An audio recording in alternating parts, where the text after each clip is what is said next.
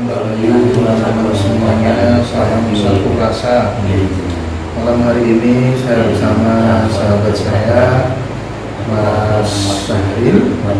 Mas Syahril ini salah seorang spiritualis muda yang kemudian juga salah satu aktivis di Jawa Timur yang pekerjaannya suka demonstrasi sebagai korlap aksi di mana-mana. Kalau ada buruh sedang memperjuangkan nasib, selalu ada Mas Syahril di sana.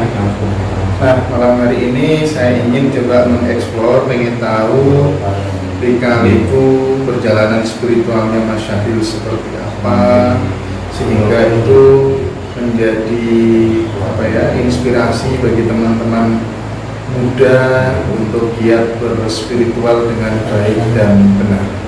Monggo Mas Syahril. Baik, terima kasih Mas Indra. Kali ini teman-teman, pertama-tama saya ucapkan salam budaya Rahayu. Ya, berkaitan dengan pertanyaannya Mas Indra tadi, saya hanya ingin bercerita pengalaman tentang spiritual yang saya alami.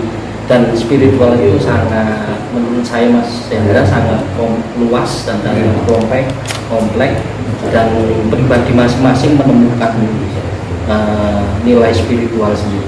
Nah, semenjak itu saya menginjak usia setelah keluarga ya. Setelah keluarga ini saya memang benar-benar merasakan bahwa kok saya ini merasa lebih jauh terhadap keesaan Tuhan. Akhirnya awalnya itu saya mantan pekerja KFC, Kentucky Fried Chicken, di restoran gitu kan. Selama 16 tahun ini saya merasakan bahwa kok waktu saya dihabiskan di sini gitu. Padahal usia saya masih muda. Jadi pekerjaan formal itu telah membendung saya untuk mendekatkan kepada nilai spiritual itu. Nah, akhirnya saya memilih untuk memberanikan diri, terutama yang pertama saya memohon kepada Tuhan Yang Maha Esa ya. Akhirnya saya punya pengalaman itu, dan ini sangat berat pilihannya, yaitu saya keluar dari pekerjaan itu. Dan akhirnya saya memilih untuk sedikit mengenal dan mendekatkan dengan satu hal yang namanya spiritual. Nah, waktu itu saya memang ada satu guru di Surabaya gitu kan. Nah, yang paling menarik adalah ketika waktu itu medianya adalah yang awal dulu itu medianya adalah Istighosah. Jadi Istighosah itu ketika itu saya adalah orang yang paling muda di kalangan murid yang diemban oleh guru saya itu. Nah, yang ingin saya ceritakan adalah ketika itu saya merasa kaget dan saya merasa nggak percaya sekali ketika pada saat momen Istighosah itu memang saya datangnya terlambat. Jadi Istighosah itu awalnya dimulai jam 12 malam. Nah, jam 12 malam itu saya terlambat hanya 15 menit dari waktu yang kebiasaan teman-teman lakukan. Nah, tanpa sepengetahuan teman-teman yang sudah mulai Istighosah tadi, itu saya duduk di sebelah guru saya. Tapi guru saya tidak tahu kalau saya hadir dengan waktu yang terlambat. Nah, pada saat selesai Istighosah, itu saya tidak minta dan saya tidak tahu apa-apa. Ternyata guru saya itu kaget. Ketika itu dia menyongkok 2 orang. Waktu Istighosah selesai itu, dia bilang, di belakang pilar itu siapa? Ada salah satu muridnya guru saya itu namanya Mas Bagus. Nah, satu orang itu namanya Mas Bagus akhirnya diberi pengertian bahwa besok petomu kamu harus bawa kembang setaman. Nah, suruh datang ke menghampiri guru pada saat petonnya Mas Bagus itu sendiri. Tidak sama yang lainnya. Terus yang kedua, dia menengok di sebelah kiri tangannya, ternyata di situ ada saya. Itu Mas Indra. Nah, ketika menariknya waktu itu saya ingat, saya juga dikasih tugas yang sama dengan Mas Bagus. yaitu pada saat tiron saya disuruh bawa kembang taman. Nah, saya belum tahu apa maksudnya yang disampaikan oleh guru itu. Nah, akhirnya sudah tidak usah saya ambil pusing, yang penting saya ngikuti aja perintahnya. Nah, pada saat weton itu saya datang ke guru saya, itu saya ternyata waktu itu dikasih media bahwa itu proses menancapkan satu hal ke dalam diri saya. Nah, pada saat istighosah berikutnya itu saya datang kembali, kemudian ada salah satu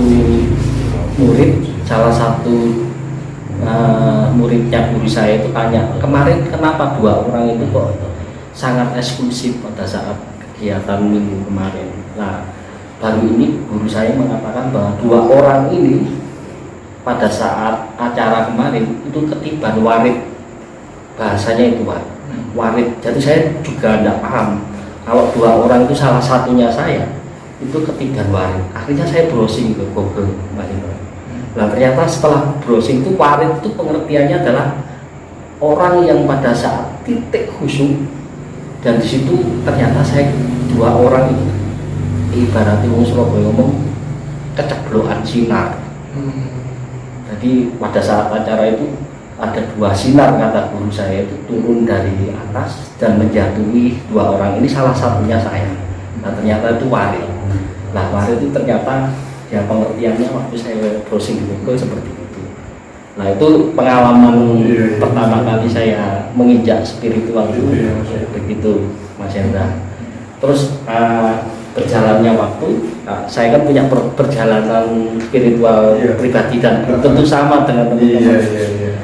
Nah, seketika itu ada salah satu teman saya, namanya ya orang terkenal lah di Surabaya, yaitu Mas Andi Peci gitu ya, Mas Andi Bonek gitu. Nah, itu salah satu teman saya lama, mulai tahun 2001 itu saya sudah mengenalnya. Nah, pada saat itu saya diajak, tujuannya teman saya ini mengajak saya, tujuannya adalah karena saya bisa setir mobil. Nah, teman saya ini punya kegiatan, dia mau berangkat ke Candi Penataran. Jadi Candi Penataran itu ada agenda khusus. Ternyata di situ ada ritual-ritual Jawa yang dilakukan pada acara itu. Lah, saya itu disuruh nyetir mobilnya teman saya ini untuk mengantarkan ke lokasi Candi Penataran. Nah, ternyata yang menarik di situ adalah acara Wuku Galungan. Jadi Wuku Galungan itu acara besar, salah satunya orang Jawa. Lah, mau nggak mau karena karena saya terlibat perjalanan itu, akhirnya saya mengikuti prosesi kegiatan itu. Kalau nggak salah Wuku Galungan, ternyata itu acara besarnya orang Jawa. Nah, ternyata di situ agendanya adalah semedi bareng, itu Mas. Jadi semedi bareng. Nah, kita ini bersama semua rombongan undangan yang sudah diundang nanti. Lah, saya itu punya pengalaman spiritual menarik ketika dalam acara ritual Jawa itu ada satu yang berkesan bagi saya. Nah, ketika kita semedi bareng itu rasanya menurut saya, padahal saya itu tidak memejamkan mata, tapi mata saya itu melek, benar-benar tahu.